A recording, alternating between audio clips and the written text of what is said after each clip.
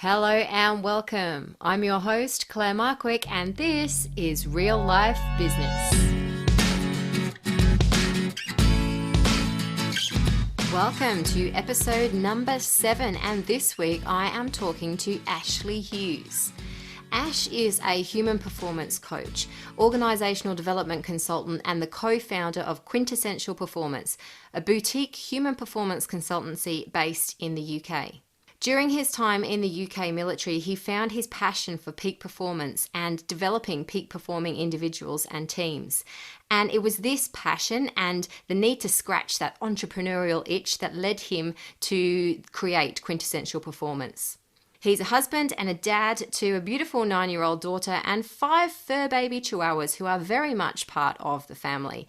And in this episode, Ash shares openly his trials and tribulations with establishing a business on the side of a full-time job. And we talk specifically around handling feedback and imposter syndrome, which I'm sure we've all felt to some extent at some time or another. Now, Ash and I crossed paths through mutual connections a year or so ago, and although we both now work in a similar field, our backgrounds couldn't be more different.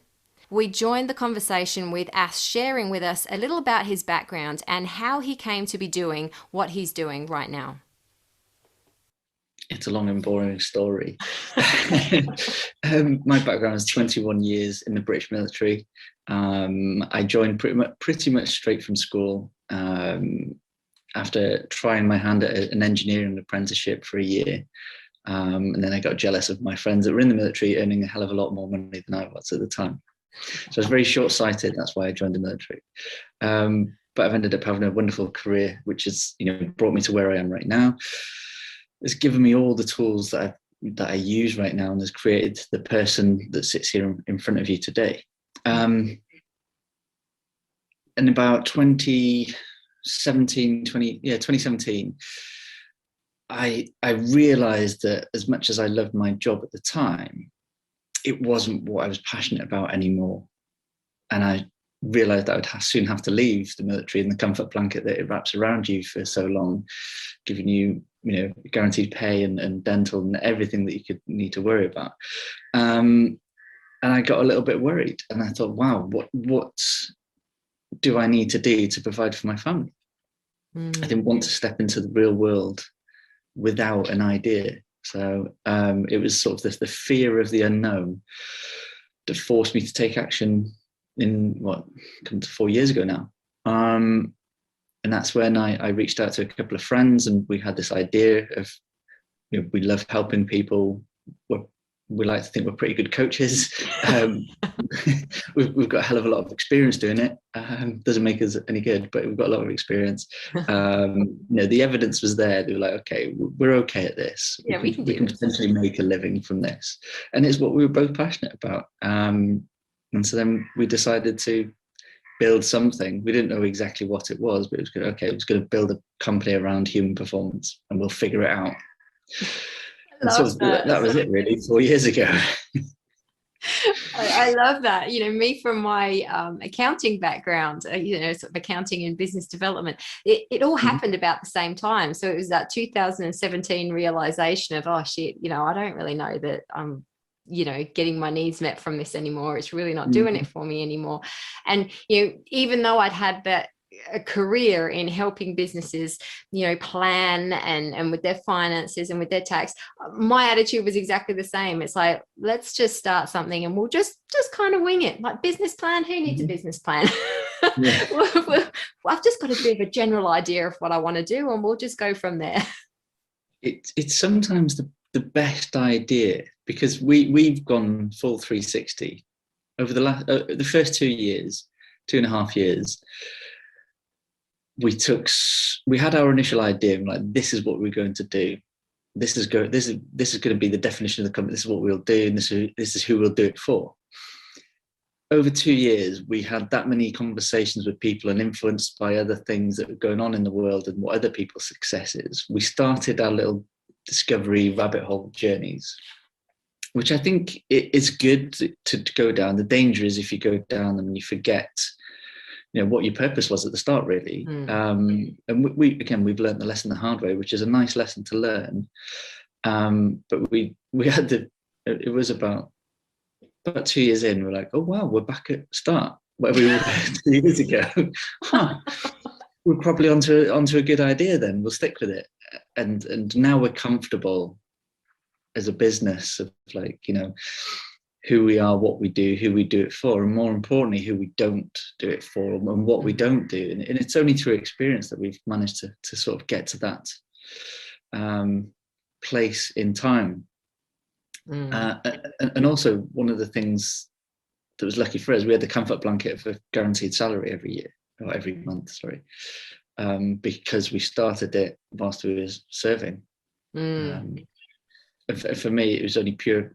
If I had to do it without that, I think it would be a hell of a lot harder. I know it'd be a hell of a lot harder. Yeah, I don't know if we'd have the comfort or the ability to pick and choose what we actually do and don't want to do, because you just need to get money coming in at the start. Yeah, absolutely. That's something that I can resonate with, because I tried, and I shouldn't even use the word try, because it's a word that I sort of almost taboo my clients from saying. You try, you either do it or you don't. So I did run my business at the same time as a full-time job to begin with, but I really struggled with that because I felt that I then wasn't giving either 100%. I was thinking about business stuff and Googling business stuff and jotting things down while I was at work. And then when I was at home, I just, I wished I had more time, or, I didn't feel like it worked. And then when you throw in the mix of trying to be a wife for yourself, a husband, a dad, a mum, you throw in all of that as well. It's a lot to balance and juggle, isn't it? It is, absolutely. And yeah, I mean, again, by doing is when you know, isn't it? It's when you learn. If you don't do anything, you'll never learn. Excuse me. And it is hard. It's continuously hard. I think one of the lessons I learned very early on, I can't remember where I learned it from. It might have been something that inspired people like Tim Ferriss or something. It was 4-hour work week sort of ideology. I don't really know, but I realized that time is the only thing that I've got and I need to protect it. And I still do. I really guard my time. And it's one of the best lessons. I think, it's nothing new. A lot of people talk about it, but I don't think a lot of people do it very well. When I had the idea for quintessential performance for the business, I was literally about to embark on a 6-month deployment overseas as a team leader. So I was in a position of responsibility. I had to turn up and do my job really well because there's a team around me that depended on it. And I took that very importantly because their life, was sort of not in my hands, but the decisions that I made as a team leader would influence, impact on them massively. So I was doing that. I was studying for my master's at the time, distance learning, and I was trying to figure out what we're going to do as a business. So, I had 3 whiteboards. I put 3 whiteboards up in my room, and I just went to town of, drawing on everything, of all these models and concepts and ideas and business ideas, what we were going to do. I just need to pause you there, because I just need to make sure that everybody listening actually heard what you said, because where I was juggling developing a business with a full-time job, I was sat in a nice, safe, comfortable office with air conditioning and, a whole heap of morning tea in the kitchen and all that kind of stuff. You're talking about being on active deployment in Afghanistan while studying for your master's and planning your business. Just want to make sure that everybody actually heard that, because it's not your average full-time job that you were juggling. No, it's not, and thank you for that. It's one of the things we just do it, don't we? But I appreciate that. It's a nice sentiment. I think the funniest thing was, because of the nature of that deployment, we lived our lives on 20 minutes, so we always had to be on 20 minutes notice to move. So on a phone call, we'd have to be in the briefing room within 20 minutes and ready to roll out the door. And so you can't plan in that. You can try and plan as much as you can, but then you just have to roll with whatever the happens. pain that comes with it. Yeah, which I think it's a good way to develop. Personally, I find it really, really well, because I just like, okay, this has happened. I've got to roll with it now. I drop everything that I'm doing and I go and do what I need to do, and then I can come back and carry on. It's not the end of the world. But yeah, so I that's the time where I really come up with my plan, and I created what then came to be my 3 days within a day strategy. So I like the when I came back to the UK, I sort of implemented a similar strategy, because then when I come back to the UK, I've got my family as well that I have to be responsible for, which it's easy when I'm away because my wife takes does her job amazing. She runs our family. She does when I'm home anyway. I'm not saying any otherwise. I don't have that when I'm away, which for me is the most important thing to me in my life. So when you don't have those pressures of, there's nothing you can do. You're so many hours away and that's it. You literally can't do anything. So you have to relinquish that control and responsibility onto your partner. And I think that's easier than being at home running a family, because that's the hardest thing. So when I came back to the UK, I developed this strategy that I would have 3 days within a day. And so I would get up at 5:30. I'm quite an early morning person anyway. Or I can do early mornings or late nights. I can't do both. Yeah. But I like the quiet and the stillness when other people are asleep. There's just a calmness in the air. You can open your windows, you can listen to the birds or just the nighttime noise, and it's calming. I find it really calming, and I find it really productive. So I learned that about myself, and so I would get up at 5:30. I'd do some quick personal development, maybe some stretching or some meditation or something like that, and then I would spend that time 5:30 till 8:30 working on me. So my own personal development. So usually finishing off my degree or whatever I've done, or other courses, personal development, wherever that may be. 8:30 to 9 o'clock would be my sort of transit to daytime job, to the time that I can't control, the 9 to 5. It's out of my hands. Like, again, it's just relinquish that control, because when I go to work, I have superiors above me that when they ask me to do something, I have to do it. So I can't control my time. So I just relinquish that time and then manage the other time that I do have. And I would come back home, allow myself sort of an hour for relaxation of nothingness. And then from about 7 till 9:30, 10 o'clock, it would be working on the business. And that's how I, went for a long, long time. It's not so strict a routine now because it doesn't need to be at the moment. But I find that guarding your time really works well if you implement it properly. I think I love that. I love the time blocks.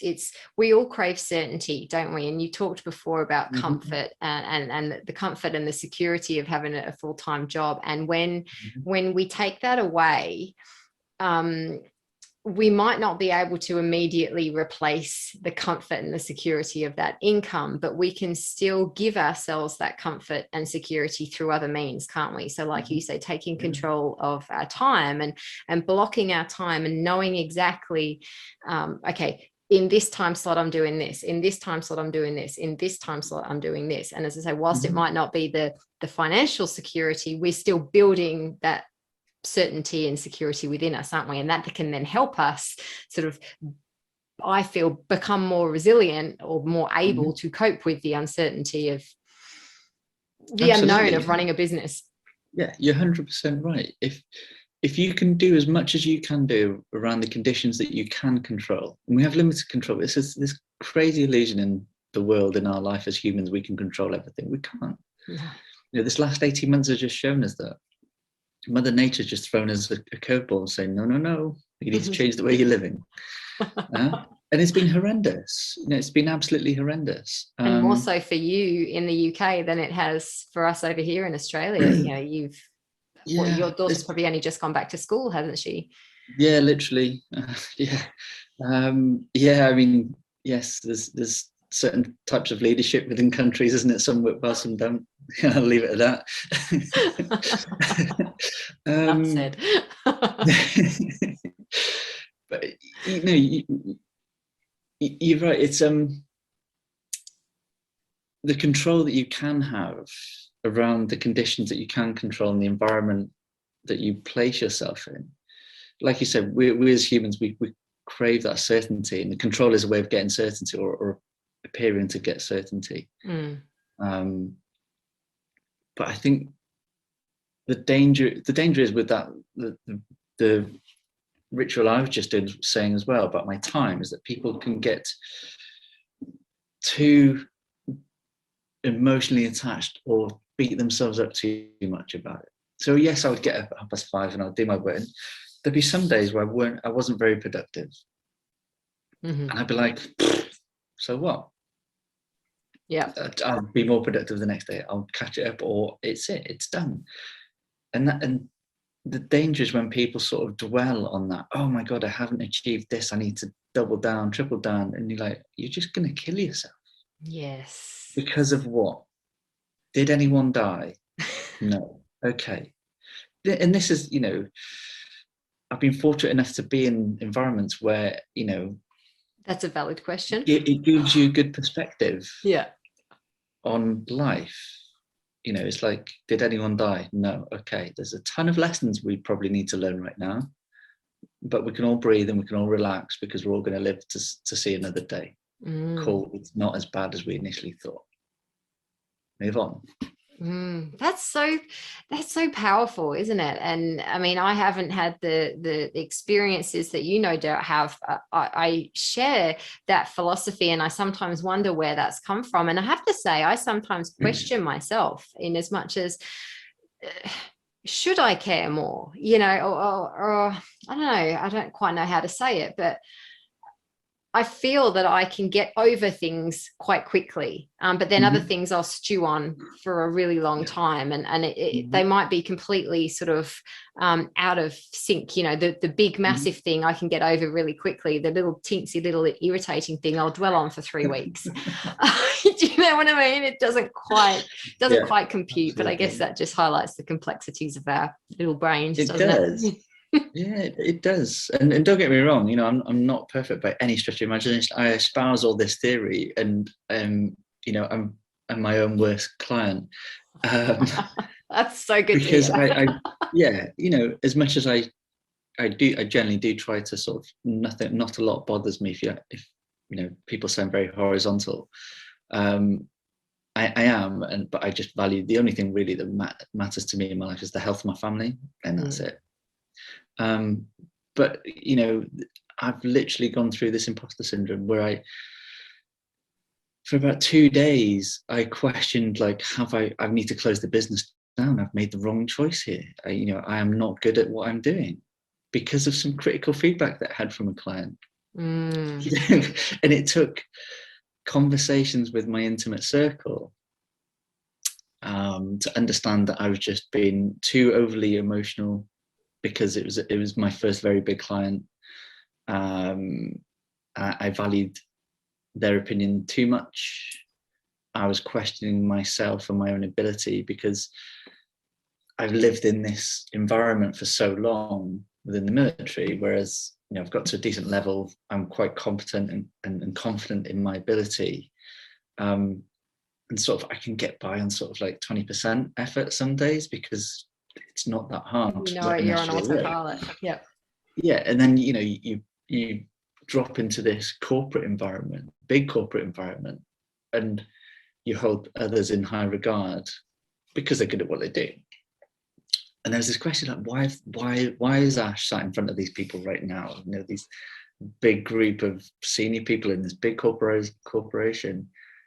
And yeah, after the first week of a sort of leadership, virtual leadership development program, we got some excellent feedback. So in hindsight, it was excellent feedback. There was nothing wrong. It was just not the way they wanted it to go. Right. But I took it so personal. Oh my God, they hate me. I'm terrible. For two days, I literally was like, in a dark place of, I need to close the business down, made the wrong decision, I've let my business partner down, let my family down. Oh man. Yeah, so it's the reality of owning a business, isn't it? There's ups and downs. And I think, I don't know if you're the same, sounds like you might be, but you could have so many people giving you positive feedback on, you know, how great your programs are, what an excellent coach, how much you've helped them. You know, I feel I could have thousands and thousands, I'm not saying I've got that many clients, but thousands and thousands of comments and reviews like that. And if one person says one thing negative, that'll be it. It'll wipe all those positives out. Absolutely right. Again, yeah, we do. And, you know, one of the people that I spoke to about this situation that I was dealing with, and she said, look, it's just because you're passionate about what you do.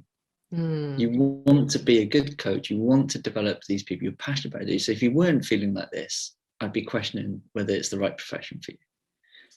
But obviously I was in this weren't quite ready to hear that yet. Self-doubt. Yeah.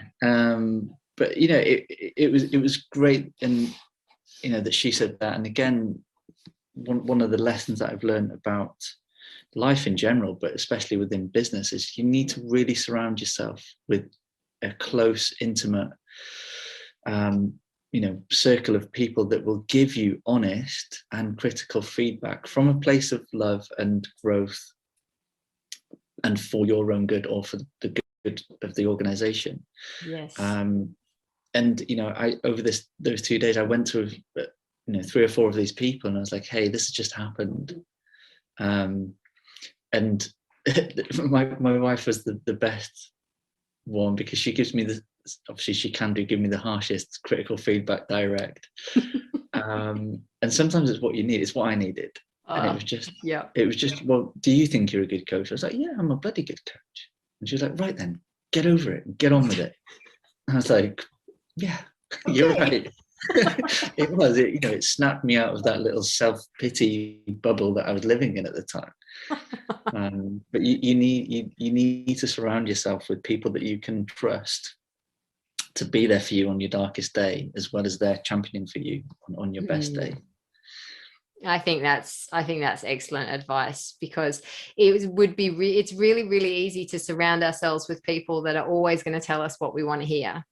And that might make us on the surface feel better in the moment, but it doesn't help us long term, does it? It doesn't challenge us, it doesn't stretch us, it doesn't help us grow. It's like, I liken it to, you know, living in a house without a mirror. You know, we can believe how we look, we can have this perception of how we look, and then we'll suddenly catch sight of ourselves in a shop window and be like, oh shit. So we might not always like that feedback, we might not always like that reflection, but it's only when we can see that we can choose to do something about it. Absolutely. A close friend of mine and a previous mentor of mine, many years ago, said to me that, let me get this right. It says, real friends tell you what you need to hear, not what you want to hear. And that stuck with me. You know, whenever I've questioned whether I should give a certain feedback or something to my intimate circle, it's like, no, you know, they need to hear this. You know, because it's coming from a place of you know, love and growth and, you know, good intent. Absolutely. Not there just to outwardly, you know, be spiteful and make someone feel bad, because that's different. It's telling people what they need to hear. But we're human, and sometimes that hurts, and sometimes we can feel shit, and we can ponder on that for 2 days, and that's okay. and that's it. And it's okay. Self-pity, if you go have a pity party, who cares? You know, it's fine. Just, you need to meet. But this is where, you know, those that are perhaps not as self-aware or as confident, or, you know, it can really become a sort of self-fulfilling prophecy of despair and doom and depression and, you know, ultimately death. So it's you know, it's an area that I play in with my peak performance coaching. You know, I'm not trying to belittle it. It's a very dangerous, very serious area, and you've got to be aware of it. And as a coach as well, you've got to be very aware of it. Yep, But I think there's that really fine line, isn't there, between reflection and what's the other word I'm looking for? Damn it, I can't think of it now. Dwelling on something. Yeah, absolutely. I can't think of the word that I'm after now. But anyway, I'll cut that bit You're out. absolutely right. I love reflection. I'm a big reflector. I've learned, because I would be the one that would have, I'd be in a meeting, something would be said, and 2 days later I'd be like, damn it, I've got the answer, because I've reflected on it for so long, which, can be a strength, but also can be a debilitating weakness as well, because that's all you're thinking about for 2-3 days. Reflection is a really good tool. I try to reflect in action now a bit more, so in the moment, what's going on, rather than on the action. But yeah, it's a really good tool. That's probably something I would think that's come from your sort of military experience as well, isn't it? Because that sort of reflecting, debriefing, going over things would be, I'm thinking, would be like the norm. So absolutely. to bring that into every day and bring that into business. Yeah, absolutely. We're always conducting after action reviews or hot debriefs, or whatever the language is that you want to call it. I didn't have sort of the academic rigor behind understanding what we were doing. Obviously, I did it for many years, and I was like, oh, this is what we've been doing. Okay, so now I've got the language behind it. But yeah, absolutely. I think those type of conversations are really critical to peak performing teams, and it's something I try to bring into work with my clients who have teams that are trying to increase performance. Is like, you're right, okay, you need to be able to have honest and frank, critical discussions every single day. We'd have 2-3 a day, depending on how busy we were. After every job, we would come back in and it'd be, hey. And I think the best book that describes it from a non-military perspective is Legacy by James Kerr, who he followed the New Zealand All Blacks for, I think, a year or 18 months and wrote a book called Legacy about why they're such the best peak performing team in the whole wide world, regardless of context. And it's creating this environment of critical feedback from a place of growth and good. And they do very, very similar. After every single game, they all stand up and they are self-critical. So they own their mistakes and say, hey, I messed this up. I won't do it again. This is a lesson I've learned. This is what I'm going to try and do next time. Yeah.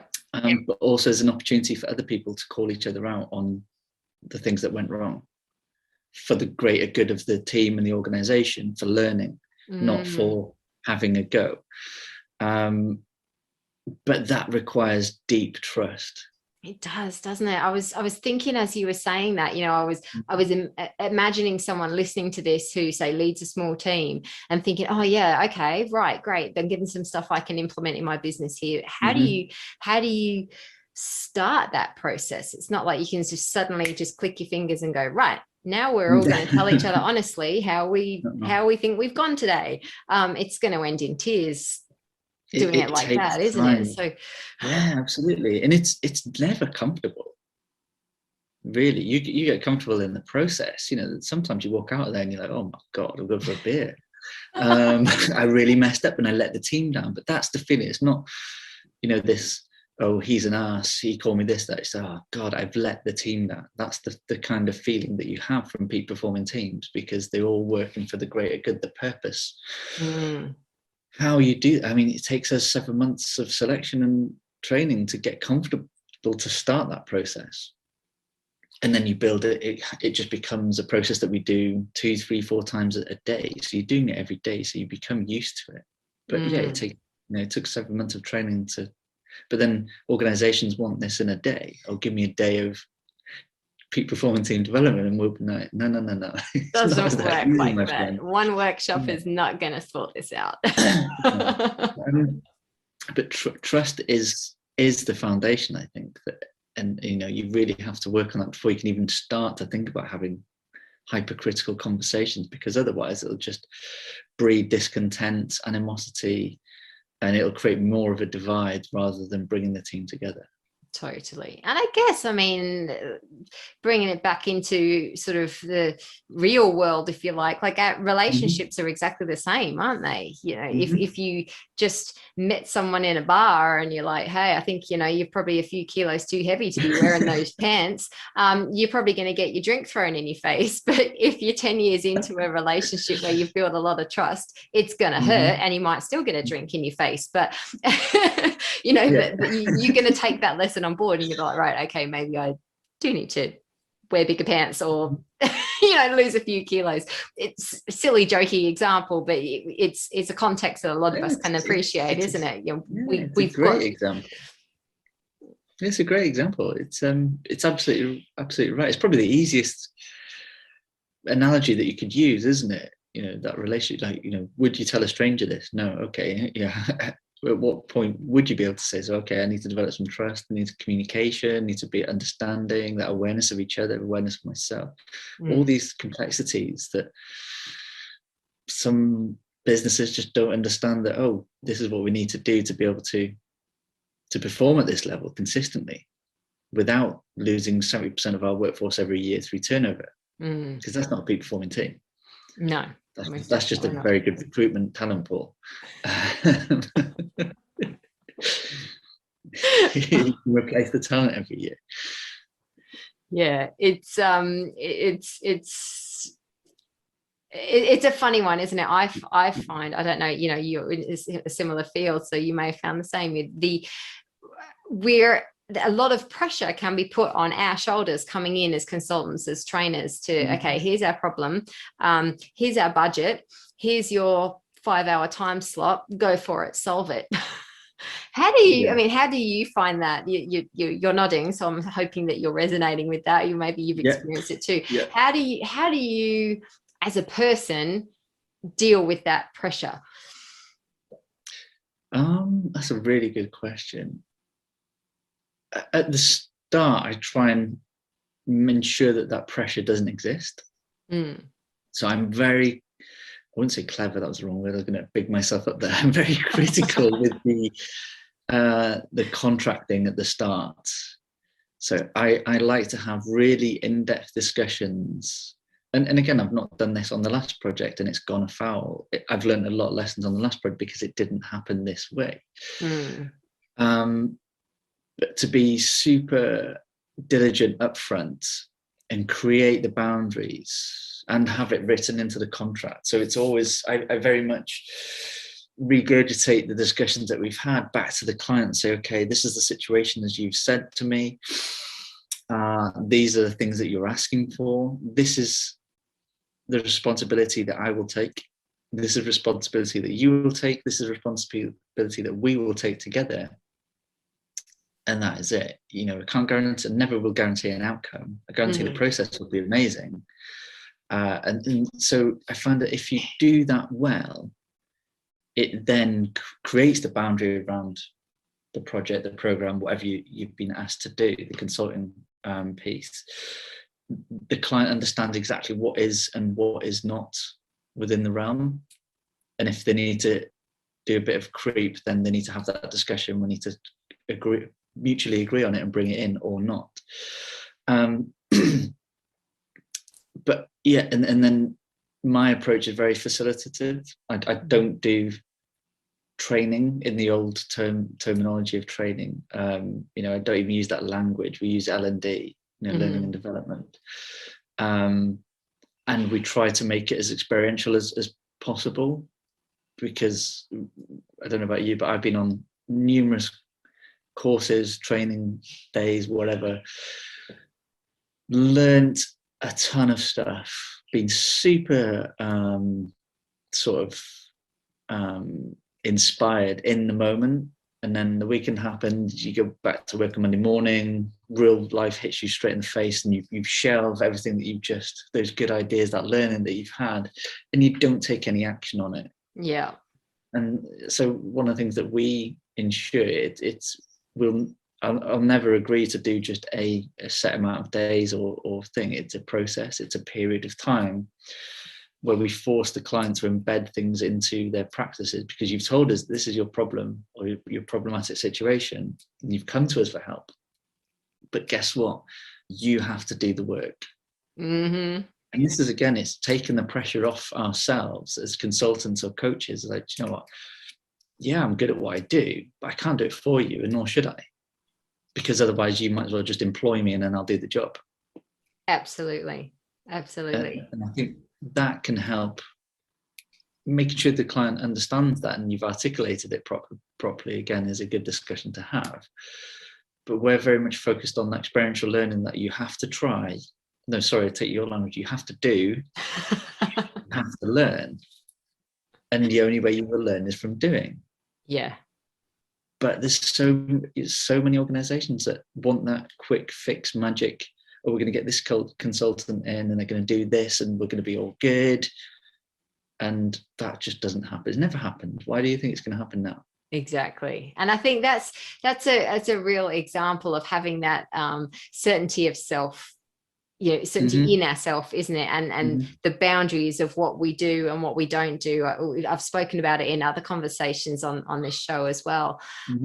Having very, very clear frameworks or structures within which we operate, and know that if we operate outside of that, then we've either decided to expand our framework or we can expect the consequences of it, like you just alluded to in that example where you didn't stick to your process of contracting at the start so much, and then the project has kind of gone a bit awry and a bit sort of not quite how you would want it to go.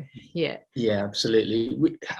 And this was some of the feedback that we had after the first session was, we expected you to come and tell us what to do. I'm like, well, no, that was never the case. This is a development program. I'm not going to tell you how to be a leader, and we're going to explore agile leadership because that's what you told me you wanted to do. And these were the things that we discussed on the stakeholder meeting, on the scoping. My style is to coach you through it, and consult you through it. I'm not here to stand and tell, because I don't work in your organizations and I'm not you. So how can I tell you how to be a leader? We can explore some things and we can deep dive into things and we can share experiences, and maybe you'll pick up a few things and learn from that and go and implement it and learn from doing it yourself. But I'm not going to give you this bullet point program to, right, now I need, how are you? Oh, how are you? That doesn't leadership for a start. But this is, and I was shocked. This was, 37 senior leaders in a global organization saying, oh, we just wanted you to tell us what to do. Like, okay, you're like VP level. You shouldn't be getting told what to do anyway. Like, you should be setting the conditions for others. It's like it's stories like this. I think, that there's the audience listening to this show, there's a huge variety of people listening to this show. And I think, there's a lot of small business owners, and I know for even myself, particularly as a solopreneur, as a female solopreneur at the same time, I can feel sometimes that, wow, I'm not in the league of those people up there. But I think that story that you've just shared there just shows that. It shows the humanness, doesn't it? It shows that no matter what the title, no matter what the position, deep down, everyone has those same fears, doubts, anxieties. Like, we just want to be told what to do. And it doesn't always work like that, as you say, if you're in sort of that consulting environment. And I also liken it to parenting. Like, so much of my parenting skills I use with my clients, and then so much of the stuff I do with my clients I kind of use in parenting. And I'm not saying I sort of coach my kids, but then at the same time, exactly like you've just said, they ask for help to do something, I will help them with a method, or I'll help them develop their own strategy rather than just giving them the answer. I mean, you're so right. And it's funny that you say that. It's during my military career, you put people on pedestals. I think you do it in life anyway. You put people on pedestals, like, oh my God, look at them, they're so successful because of X, Y, Z, whatever our perspective is of their success at the time in comparison to ours usually. And then I had a lot of opportunity to go and work with different organizations within the UK and abroad, with organizations that I held in very, very high regard. I was like, oh my gosh, it'd be amazing to work for these people that are, God, how clever must you be to work in this organization? And then, you know, you look behind the curtain, it's like, oh, okay. Yeah, you're winging it as well. Okay. And I'm seeing this in my real world now, in business. And everybody in life is just winging it. Totally. Trying to do, with all good intent, trying to do the best that they can with the knowledge and information that they've got and the abilities they've got, with the good intent that they've got. But everybody is winging it. And if you realize that, and if you have the opportunity to see that, and you're like, oh, it then can stop this sort of imposter syndrome, or help to alleviate this imposter syndrome of, oh my God, you know, they're no better or worse than anyone else. They're just another human being or a group of human beings. And life is, you know, as painful for them as it is for you at times. Absolutely. Yeah. And I think, you know, having that realization, going, everybody's winging it. No one has their shit together. No, I remember one of my very first jobs was like a silver service waitress in a restaurant. So, you know, like carrying big silver platters of meat and vegetables and all that, and like, you know, serving them with spoon and fork, no tongs, you know, serving people's food on their plates. And it was a training college, and sometimes they would have special events on, and they'd have guest speakers. So they'd have like public figures and actors or sports personalities or whatever, who had obviously been there to do peak performance talks and things like that. And then they'd come to the restaurant afterwards, and there would be such hype on those nights. You know, everyone would be like, you know, oh, how's my uniform? How do I look? You know, go polish your shoes and this and that and blah, blah, blah.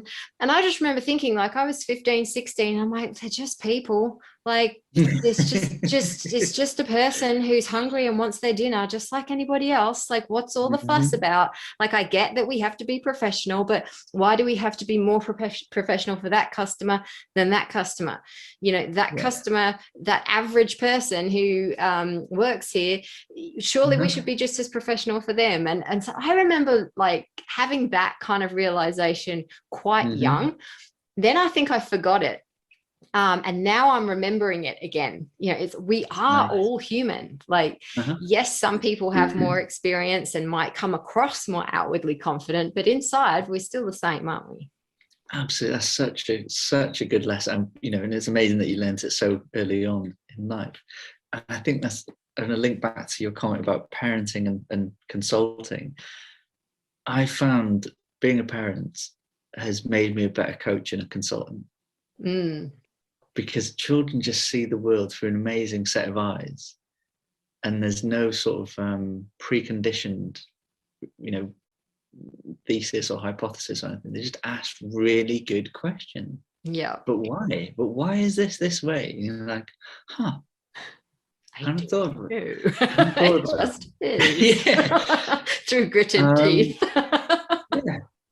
But you know, you take the parent head off and put the coach head on. You're like, this is a really good question. Yes. Why? Just because we've accepted it for so long, we feel that this is the way things are done. Yeah, just because we've always done it this way. Why? Yeah. Yeah. It's hilarious. What through this conversation, you've talked about highs and lows, and through your career, you've obviously experienced highs and lows, and on this roller coaster of life. What is the consistent thing for you? What's your drive that keeps you going through it all? Oh my Lord. I think I've said it before. It's my family. I've been married for, let me get this right now, 16 years.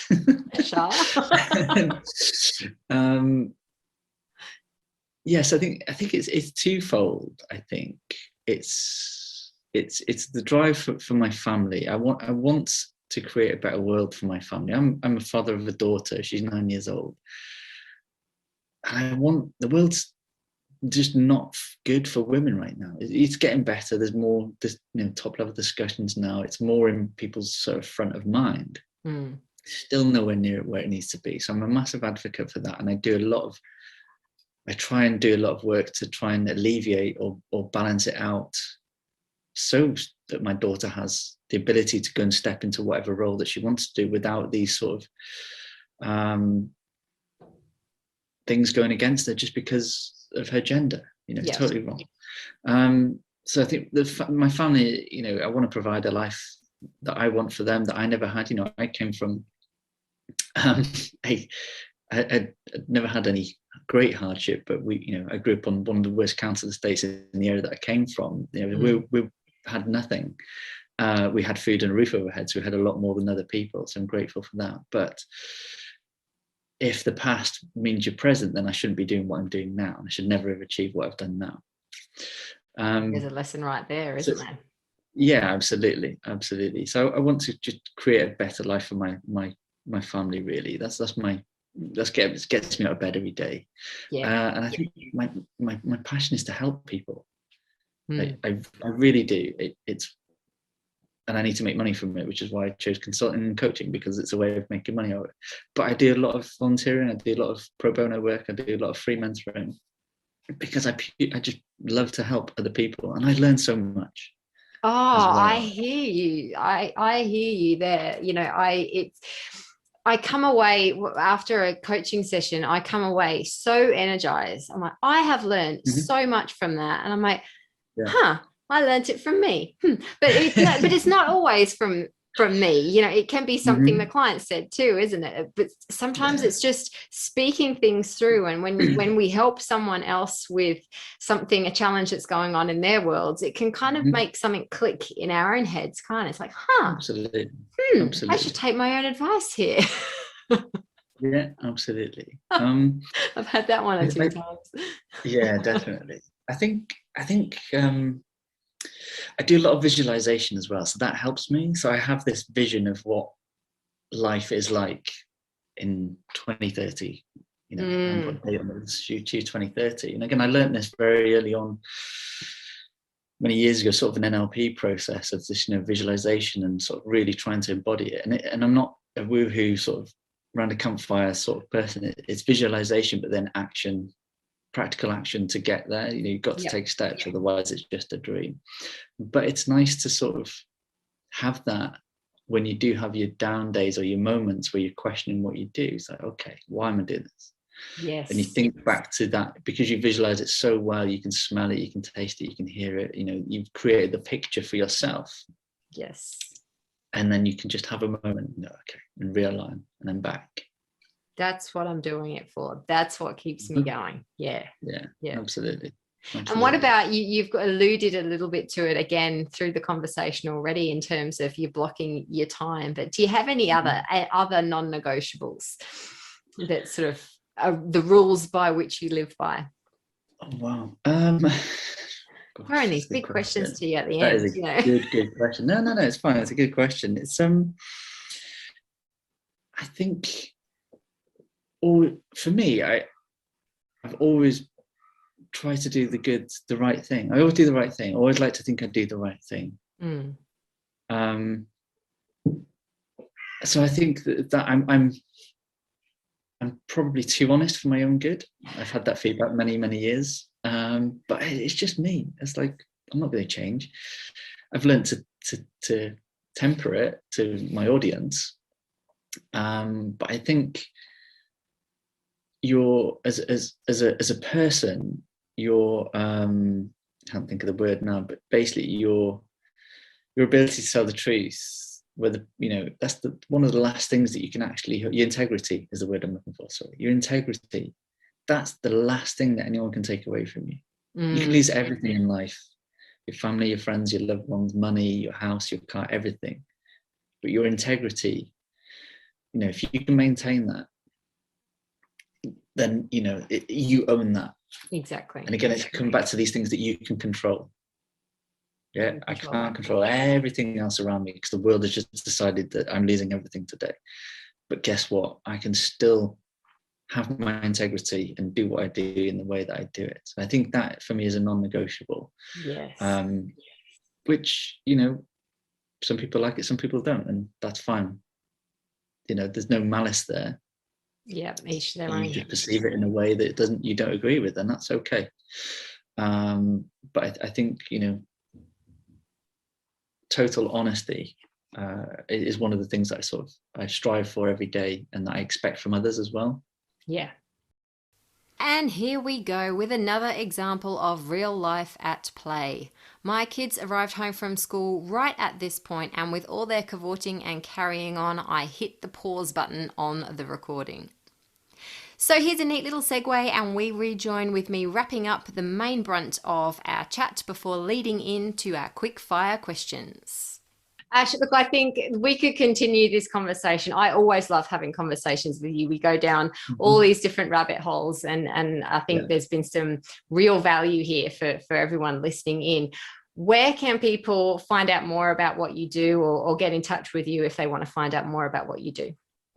Yeah, absolutely. Thank you, Claire. I love these conversations too. My website is quintessentialperformance.com, or our website, sorry, quintessentialperformance.com. So there's loads of information on there, and there's contact details. But the best place for me is LinkedIn. I'm massively vocal on there a lot. So if anybody wants to reach out, it's / the Ashley Hughes is sort of my LinkedIn URL. Feel free to jump on there and give me a shout and start a discussion. Excellent. Well, I'll post all those links in the show notes to the episode as well. I'm pointing down. No one can see me, but I'm doing it anyway. I'll post them in the show notes of the episode to make it easy for people to contact you as well. Thank you so much again. It has been a pleasure as always. So are you ready for some quick fire questions? What are you reading right now? This is an interesting one. I laughed when you sent it to me. So I made I challenged myself this year not to read any books. Okay. Because I like factual books, so I don't read any fiction. And obviously trying to develop a business, be a better leader, blah, blah, blah. I've sort of was reading all the leadership books and all the guru books and all the business books. And I was like, they're just espousing the same stuff, and I'm bored of it now. Yeah. I'm not hearing anything new. So I was like, do you know what? I'm not going to read any books this year. But what I will do is I'll read academic journals. Okay. So I'm reading academic journals because they're usually more precise, more concise, and they usually have new things because they're scientific journals. So they have there's been a hypothesis and they've done some work and then figured it out. And the one that I love is the International Journal of Evidence-Based Coaching and Mentoring it's a bit of a mouthful. It's from Oxford Brookes University in the UK, which the faculty there has like Dr. Elaine Cox, who's like wrote the Bible on coaching. So this journal is associated to then. It's all about evidence-based coaching and mentoring as well. So it sits in my world. So that's what I'm reading at the moment. Fantastic. Not your typical answer to that question, but an insightful one nonetheless. Try this one on then. What is the best song of all time and why? I struggled with this so much. I don't have one song. You're not alone, don't worry. I bet. And I struggle. There's so many great songs out there. I think probably has to be two for me. I can't have one. So weirdly, when I met my wife, Niles Barkley, the song Crazy was just everywhere at the time. I think it was 2006. And so I have fond memories of meeting my wife. Yeah. So I associate it with that. So although I don't listen to it a lot, I don't listen to it at all actually, but when it comes on, it fills me with joy. Yeah. The song that I think will always be my favorite, I think, is Metallica, Nothing Else Matters. Mm-hmm. Again, it reminds me of my wife and my family. So it's an emotional song for me, even though it's from like the greatest rock band in the world. So it's crazy. This is why I love this question, because I love how music it captures our emotions, doesn't it? And we can just anchor us back to a time in our life when we first heard that song. That's the power of it. I think it's amazing. So powerful. Yeah. What about a quote that's changed your life? So again, I'm a massive lover of quotes. So this one was a hard one as well for me. I think the best one that has changed my life was so after sort of my selection into UK Special Forces, the day before you have sort of your badging ceremony where you get given your beret and stuff like that, you sort of, we had anyway, you sit in the cinema and it's the final sort of cull, like, okay, if you're still sat there, you've made it now. You'll get your badge tomorrow and you'll get your beret tomorrow.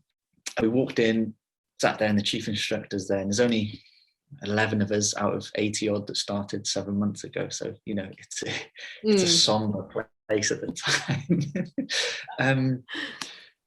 And he puts up The Man in the Arena by Theodore Roosevelt.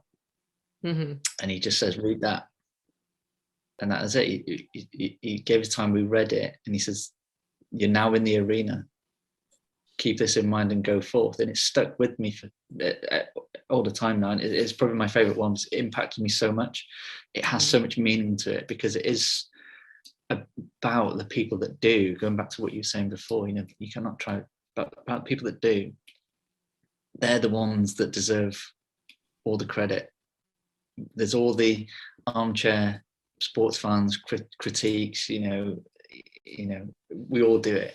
Yeah, it's so easy to do, but actually appreciating that it takes effort and it takes putting yourself out there. It takes risk. It takes, you know, risk of failure, all that kind of stuff to do something, to do something different and big and audacious, like setting up your own business. And so again, I think it relates a lot to business as well for me. It's like you're the ones doing it day in, day out. Yeah, you deserve the credit. That's awesome. So, here's a I don't know, maybe an easier one to answer, maybe not. What's a piece of software or a piece of tech or an app or something that's changed how you do business? So there's two bits. Again, I can't do one. I don't know. I'm sorry. So what my two at the moment is Google Workspace. So we use Google as a business for everything. It's so good for collaborating, for storing everything on the Google Drive and sort of. I just love Google as well. I'm a Google fan, so I love the sort of the idea of Google and the Googliness. Yeah.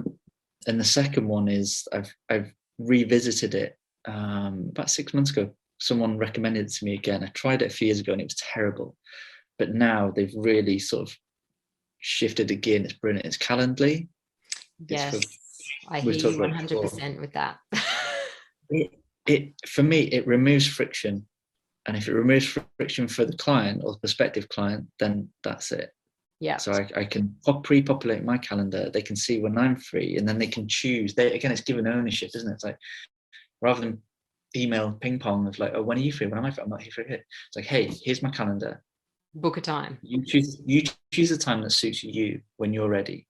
And that is a game changer. I just have pop-ups now. I get a notification from Google that, hey, your time has been booked and here's what it is. You know, okay, cool, thanks. Yeah. I don't have to do anything. I am 100% with you on Calendly. I love it. It makes my life very, very easy. Leave us with a life hack, one simple little tip that everyone can go away and be like, oh my God, that's brilliant. Oh gosh, you put me on pressure. I don't think there's going to be an oh my God moment. And I think it's a business hack more than a life hack. But I suppose it can be transcended onto life. Surround yourself with people that are better than you or that you perceive to be better than you. And from a business perspective, you know, LinkedIn's on fire at the moment. And so put yourself out there and be comfortable in asking uncomfortable questions. I've literally, I do it and this is one of the things that I do practice what I preach. I've recently sent 10, not cold messages, but warm. So we were connected on LinkedIn. There's been a few, hey, how are you sort of discussions, but I've never worked with them. I've never had any discussions about work. And so I've just sent, you know, a request to have them on, you know, on my YouTube channel.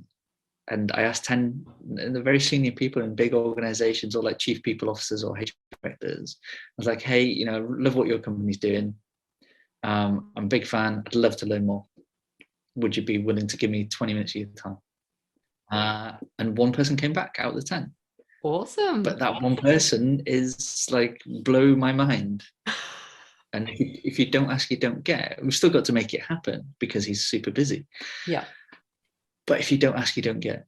I love that. I love that. That in itself is a life hack. If you don't ask, you don't get. But There we go. Amplified into surround yourself with people that challenge and stretch us. As we spoke about earlier, it's so easy to sit comfortable, and this links us full circle, doesn't it? It's so easy to sit comfortable in our comfort zones with people that tell us all the things that we want to hear, and we just sit in this comfortable mediocrity. If we want to grow, if we want to develop ourselves or our business or both, then we need to learn to be comfortable being uncomfortable, don't we? And one of the best ways to do that is to have people around us who are going to stretch and challenge us. So absolutely. Yeah, awesome. Because guess what? You'll soon become comfortable in that place. And then you'll look for the next place to be uncomfortable. And that's growth. Absolutely. I love it. We could keep going. But we will sign off. I have kids that have come home from school, and you have your day to attend to. But Ash, thanks again so much. Again, it has been an awesome conversation, and I'm really looking forward to getting this episode out there.